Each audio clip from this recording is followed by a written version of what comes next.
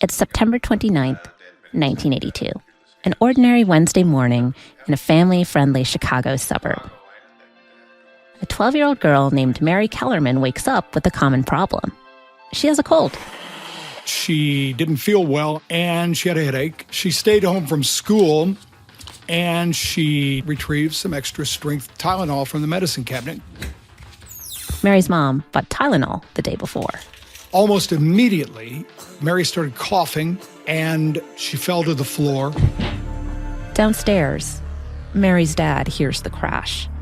When he finds her on the floor, Mary's eyes are dilated. Her breathing is shallow and labored, as though she's suffocating. They got her to a hospital. She got progressively sicker and sicker and was pronounced dead a short time later. Mary Kellerman's death marked the start of a nationwide crisis, because her death was just the beginning of what's come to be known as the Tylenol Murders.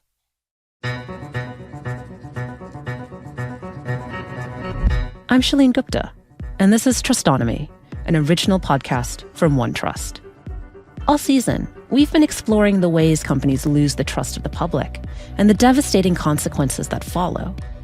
But now, for our season finale, we're telling a different kind of story. This is a story about how a crisis helped a company rebuild trust by proving that they had their customers back. It's important if you're building trust in a company that you don't stagnate at just meeting people's expectations. It's actually going to be around exceeding them. That's Andrew Clearwater. He's going to tell us how Johnson & Johnson, the makers of Tylenol, helped rebuild trust in one of the nation's biggest brands. But first, we need to hear from veteran journalist Phil Rogers.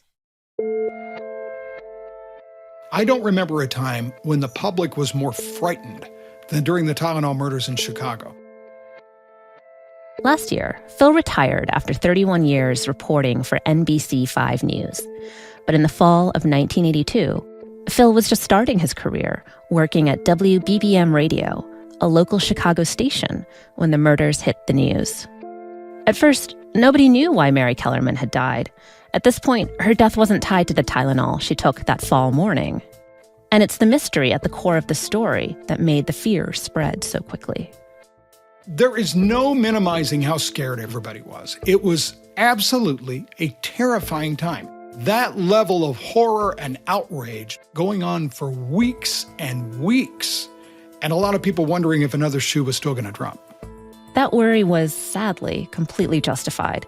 In fact, even as Mary's family was trying to process her sudden death, tragedy was stalking other folks in the Chicago area.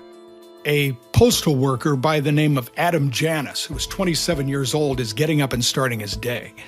He doesn't feel very well. He calls in sick. He goes to the grocery store, and while he's there, he picks up a bottle of extra-strength Tylenol. Then he heads home and takes a couple capsules from the bottle. And comes out of the bathroom clutching his chest and obviously is in real distress. His wife is alarmed by this, and they call 911 and get an ambulance there to try to give him some help, take him to the hospital, and he dies a short time later. Like Mary, Adam Janis's death is a total mystery. Authorities thought maybe it was a heart attack, but all they really know is that they have a seemingly healthy young man who has suddenly died.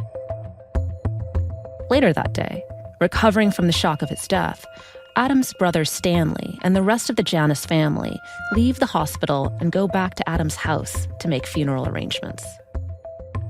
Stanley was himself not feeling well and was overcome with grief. He asked if they had any pain medication, was told, yeah, it's in the bathroom medicine cabinet. There should be some Tylenol in there. He went in and retrieved the bottle and came out with it. And his wife, Teresa, said, you know what? Why don't you let me have 2 of those too? I'm not feeling so well either. They both ingested the capsules. Almost immediately, they fell to the floor, suffering the exact same kind of symptoms as Adam had been displaying. They are quickly taken to the same hospital where they would eventually be pronounced dead as well. 3 members of the same family all collapsed in the same house, all on the same day. They were all taken to the same hospital by the same paramedics. First responders and medical staff were baffled. But that would soon change with a random bit of luck. There were two different, completely unrelated sets of paramedics and firefighters from different communities who happened to know each other. One set knew about young Mary's death, and the other set knew about the Janus family. They happened to talk to each other and mention, boy, I had this crazy run in my department. These people were poisoned. And the other party's saying, you know what? We had the very same thing happen here, and start to put two and two together. 4 people in the Chicago area had now died in the same way, all on the same day. Then, within hours, 3 more people perished. Extra-Strength Tylenol remained the common link in every case. Armed with this information, the deputy medical examiner at the Cook County office, Dr. Edmund Donahue, decided to dig deeper. He does have the foresight to ask a colleague to open one of the bottles and smell it. That person reports back that he did so, and there was a strong almond smell, which is a very telltale sign of cyanide. They send that out to be tested, and it comes back positive for cyanide. A dose of cyanide prevents the body cells from processing oxygen. It attacks the respiratory system, the heart, and the central nervous system. So Donahue's discovery perfectly explained the symptoms suffered by the victims. On September 30th, a day after the deaths began, the Cook County Medical Examiner's Office called an emergency press conference announcing the situation to the public. They still didn't have many answers, and neither did Johnson & Johnson. A reporter who was present at that news conference calls Johnson & Johnson to see if they have any comment about the fact that their product seems to be associated with so many deaths in Chicago. The official who took the call at Johnson & Johnson said, "This is the first we've heard of it." While Johnson & Johnson tried to quickly figure out their response, the authorities, of course, began to take action themselves. Authorities were really, really worried about getting the word out. And so you would see public health officials going door to door, handing out flyers in multiple languages, warning people, don't take extra-strength Tylenol. The police cars would drive down the street using the speakers on the tops of their cars, warning the public. If you have bottles of Tylenol, turn it in.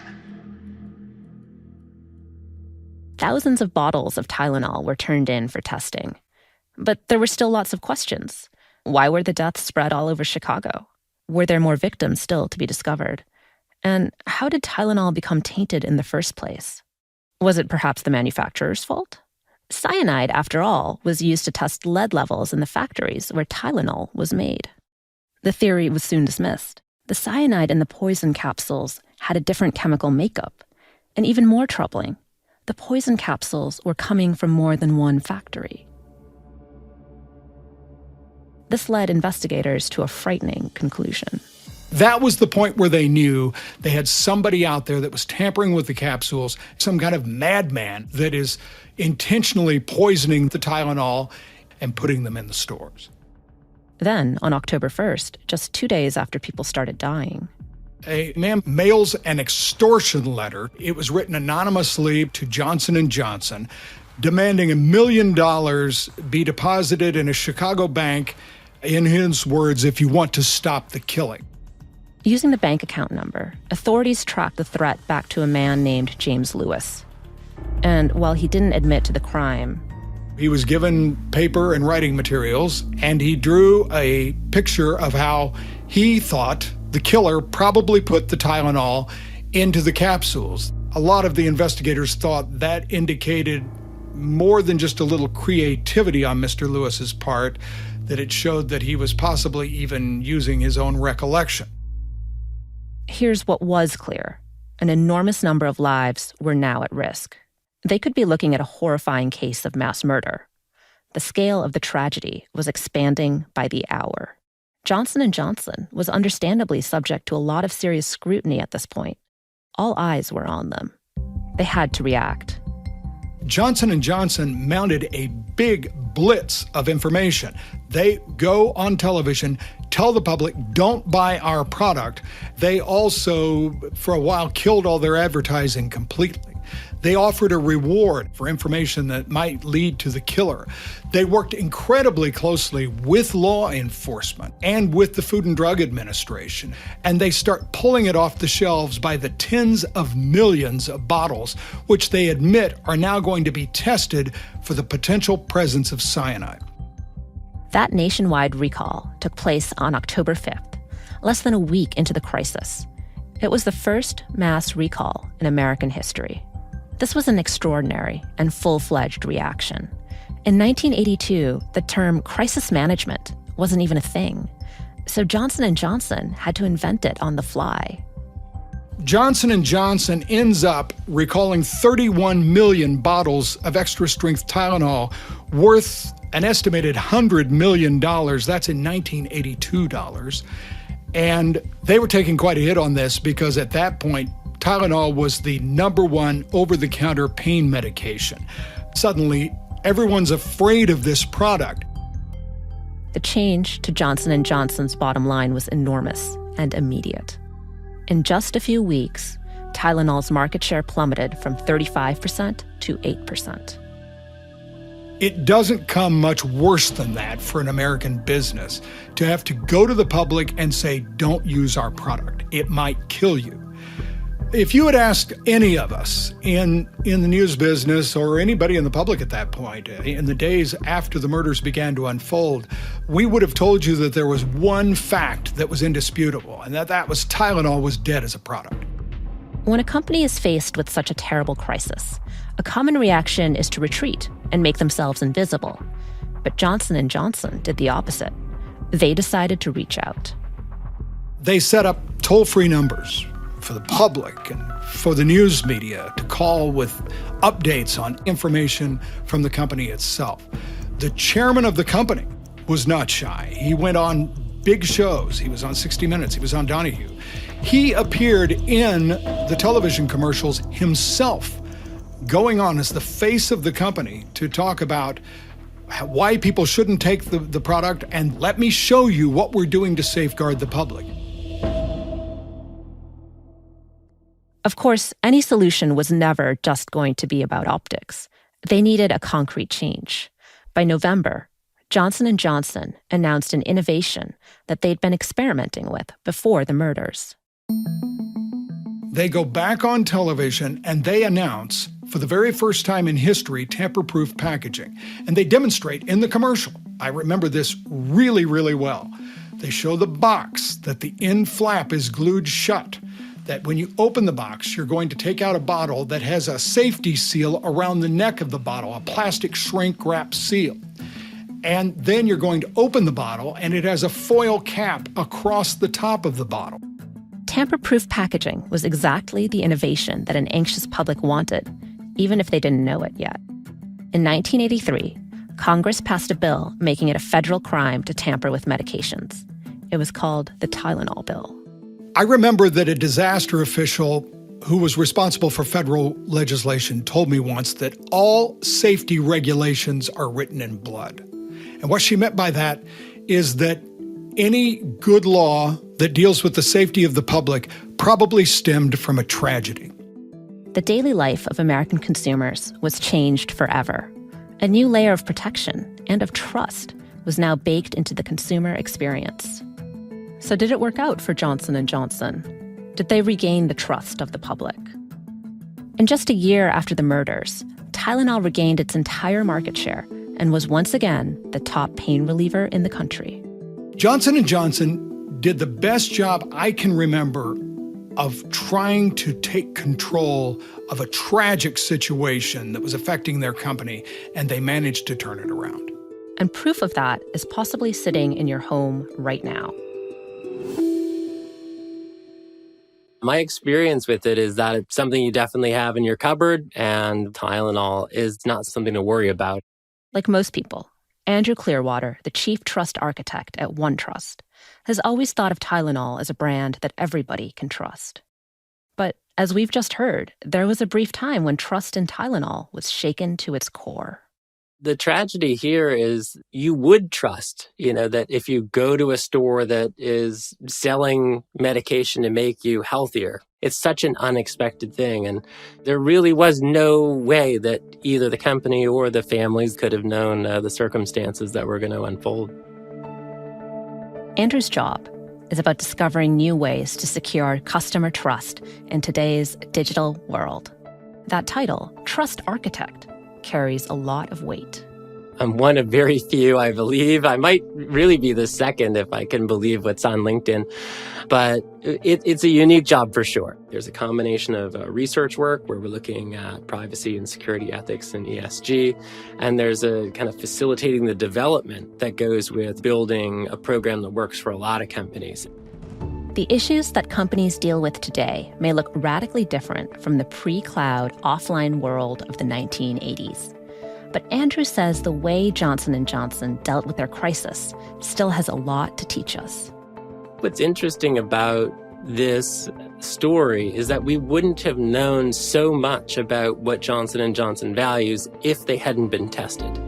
People can say whatever they want, but it's their actions that we measure. So what were Johnson & Johnson's actions?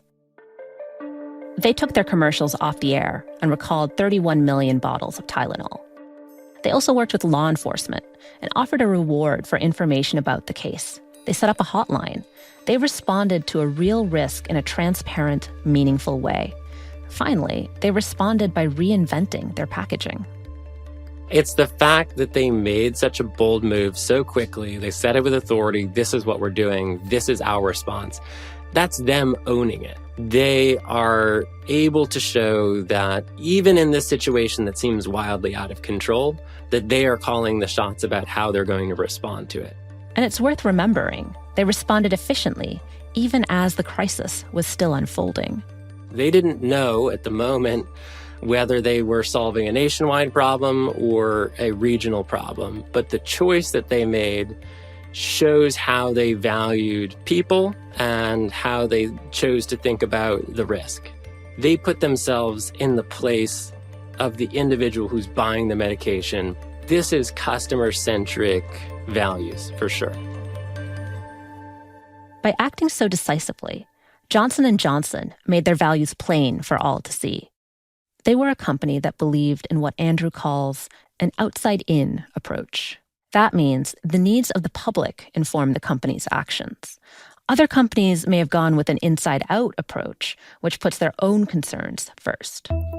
The inside-out view, they're first going to think about what's the loss to the company from a financial point of view. Maybe what are the perceptions of our company that are going to be harmed, the reputational damage, the implications, I guess, to the long-term outcome of the company. And from that point of view, you're not going to get the same result as this story. Johnson & Johnson's customer-first approach wasn't just lip service. They let that value dictate their response. In other words, they weren't inventing some new moral compass on the fly. Their plan emerged from values they already had. So if your values were created by your marketing department, then you won't see them carried out later on if they weren't actually internalized, taught, and part of how the company behaves. One of the things that you can see here with Tylenol is that they lived their values, and I think it's in times of crisis that values are tested. It shouldn't surprise anyone that putting people first also happens to be good for a brand in the long run. People respect companies like that, and companies like that earn their trust. Tylenol becomes this value-filled underdog almost, even though they're a giant corporation, right? Like they are trying to figure something out. I think it really brought the public along with them. Tylenol ends up looking like a victim of something that happened to them. Johnson & Johnson did not simply take action. They also communicated that action to the public. Just weeks after the Tylenol murders, their chairman went on 60 Minutes and The Donahue Show. The Tylenol murders were dominating the American imagination, so Johnson & Johnson made sure their voice was at the forefront of the national conversation. Communicating a strategy is what gives people confidence in your actions. If you're doing it in a vacuum and people are scared, they will not have confidence. And what's interesting about Johnson & Johnson is not only were they able to communicate it, they did it with such immediacy. All that communication wasn't about claiming innocence either. Instead, they spent that airtime explaining what they were doing to fix the situation. Again, Johnson & Johnson was putting the needs of their customer first. In doing so, they received a massive lift themselves.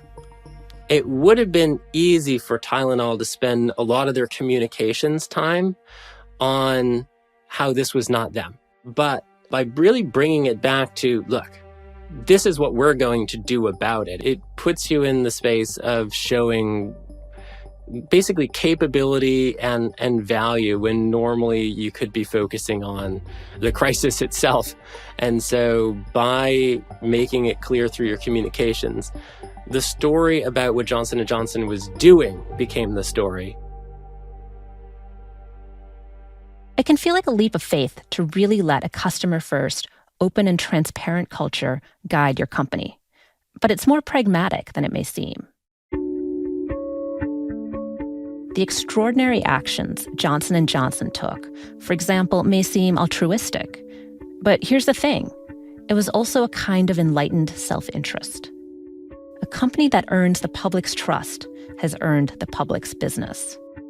Every time a shopper looked at a bottle of Tylenol, the visual of that new tamper-proof packaging reminded them that this was a company they could trust. And these protections became industry standard, and it became a way to visually see what was different between before the crisis and after the crisis. And I think that matters a lot. It's putting it back in this new form that really changes the experience. And I think customers need to be able to perceive the brand and what's changed here. By investing in a new technology, that tamper-proof seal, Tylenol was suddenly a brand that stood out as safe instead of dangerous. They reversed the narrative about their product. And the ultimate result is that they established a competitive advantage over their competition. If you're choosing a technology that enhances trust, you might actually bring people towards your brand in a way that causes the rest of the industry to have to catch up. And if they try to catch up, they're going to incur costs in the rush to bring that technology to market. Or they might not even get the benefit of trust because the brand that acted quickly will be able to show, hey, we acted because we were acting in your best interests. The others, they don't get that halo effect. In fact, Tylenol came out of the crisis looking like a leader. And the result? We heard earlier that their market share bounced back to its pre-crisis level. Nobody thought that was possible. That is remarkable, both in how quickly it dropped and how quickly it returned. But also, in an odd way, all of this talk about Tylenol, once it became clear that they were taking the right actions, it sort of built a recognition among households that probably wasn't even there prior to it. And then it's sort of in the collective consciousness after that. I can't think of any company that has made such a quick recovery like that. And boy, could it have gone another way. Andrew envisions a future where nobody has to go that other way. He believes every company can benefit from treating their customers' trust like a core part of their business. The goal is to exceed people's expectations, and an entire metric of trust can be established to see how you're doing. The customer's trust in a company becomes a real, measurable thing of value. Let's say we have privacy, ethics, security, and ESG sort of building the core of our trust program. Talking about trust measurement and trust scores, isn't it important to know what other people think of what you do, right? In the end, I think you want a combination internally of values that show what you're doing for the business, but you've got to bring into scope feedback from the key audiences about their experience. And I think that might be a bit of a seed that grows into trust scoring overall. Listening is fundamental to trust. It's where customer-first values and effective communication really begin. You need to listen to the public's concerns and hopes, tell them what you're going to do to help, and then do it. But when it comes down to whether those actions end up being trusted or not, you don't really find that in the playbook, right? That's still something that has to happen in the culture. So, whatever happened to James Lewis, the star suspect in the Tylenol murders? He was eventually charged with extortion for the letter he sent to Johnson & Johnson and sentenced to 12 years in prison.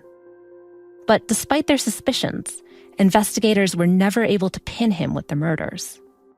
The case was reopened several times over the years, but sadly, there was never a proper ending to this tragedy. When Lewis died in the summer of 2023, there was still no resolution in this case. To this day, the Tylenol murders in Chicago remain unsolved. And yet, for all that uncertainty and chaos, real and positive changes were made. In 1989, new FDA guidelines required all over-the-counter drugs to be sold in tamper-proof packaging. Tylenol's new packaging became the vanguard, leading the way to a whole new landscape for American consumer goods. Whenever you go to the store and you buy something that has a tamper-proof seal, when you buy a bottle of orange juice and you unscrew the top of it and you have that really hard to peel off foil seal across the neck of the bottle, all of that stems from the Tylenol murders in Chicago, and it was all invented by Johnson & Johnson. This season, stories from the past have inspired new insights about trust and the role it plays with successful businesses. We saw a number of tragedies along the way, but a few powerful tools always made the difference when disaster struck. Tools that often go ignored, like privacy and informed consent, third-party risk management, respect for whistleblowers, and proper data management. Tools like these are the fundamentals of trust. A lot can go wrong out there, but trust isn't about some perfect world where nothing ever goes wrong. It's about knowing that someone's done right by you. It's about knowing every effort has been made to keep you safe. And I've learned this much for sure. In the world of business, trust is something we have to earn every day.